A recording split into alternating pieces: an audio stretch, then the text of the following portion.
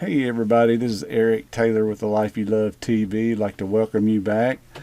Today we're going to talk about setting targets instead of goals.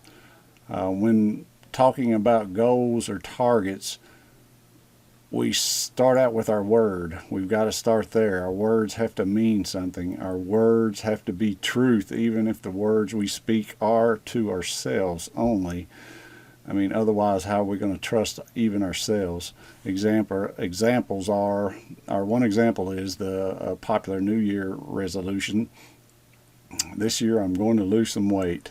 I'm going to get fit, etc. We get started, get a gym membership, go a couple of weeks, and then we invent excuses to back out of the words that we said that we were going to do. And it becomes easy because our words don't mean anything to us because we continually do this.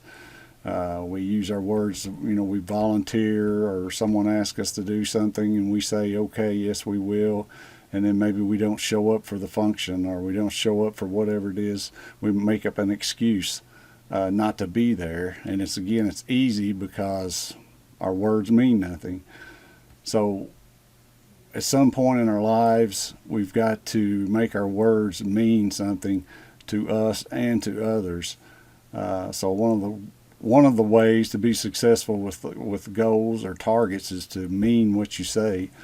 If we say what we're going to do something, if we say we're going to do something, then by golly, let's do it. We need to become a yes or a no person, not a maybe person. Don't be afraid to tell people no.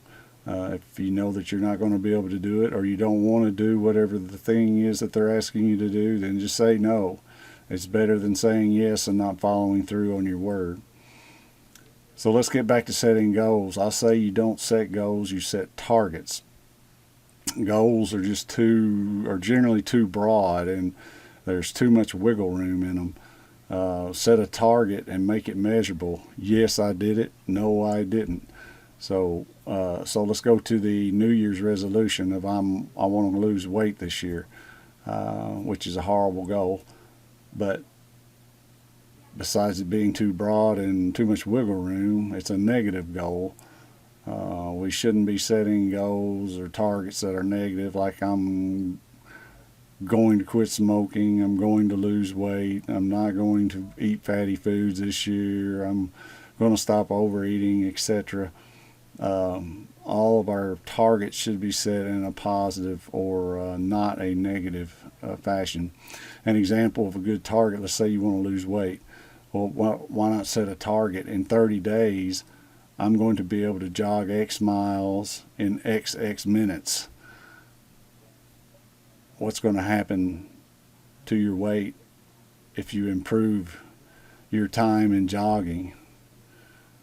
You're going to lose weight and you're going to get in shape. You've got to evaluate where you're at now, obviously, and then set a goal. You want to set a target that stretches you. You don't want to set an easy target. You want to set a target that pushes your limits. You don't want it to be ridiculously impossible, but you do want to be at borderline impossible.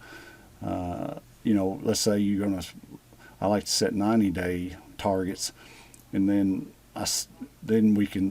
what I do is set up weekly targets to get to that 90-day target.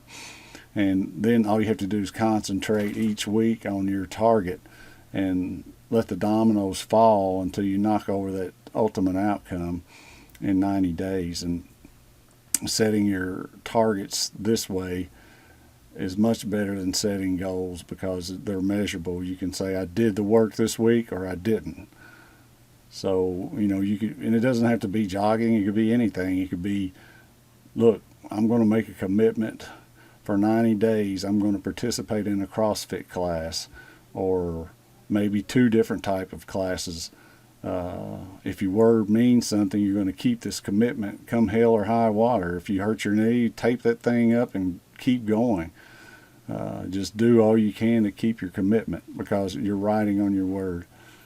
All right, to wrap this up, instead of setting goals, we're going to set targets. Why? Because goals generally will not happen. They just won't. It won't come to pass. If you set a target and make it measurable, it makes it a lot easier, because you know, I did the work this week or I didn't. You can make it a game. It becomes fun. And always remember, your word is truth. So concentrate on keeping your word, whether it's to others or to yourself.